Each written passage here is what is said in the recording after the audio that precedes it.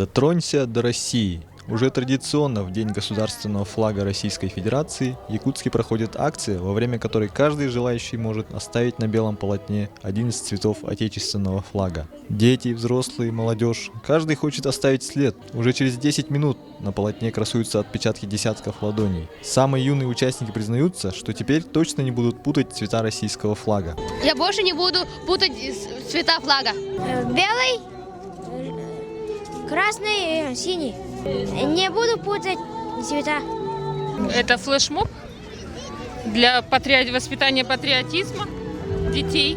Именно чтобы дети привлекались к этому мероприятию.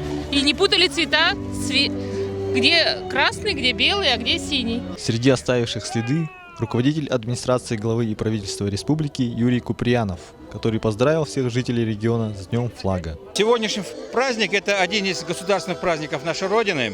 И мы, как оргкомитет республиканский, тоже продумали ряд таких вещей, совместно в нашей столице, в Нервингере, Мирном, в каждом районном центре, чтобы это событие было ознаменовано чем-то, чтобы в этот день мы действительно были с флагом своим, чтобы все, что нас объединяет, сплачивает, было в этом флаге, и чтобы праздник, придуманный для того, чтобы в каждом, которым живет это чувство Родины, могло иметь свое существование, свое возлияние, свою красоту.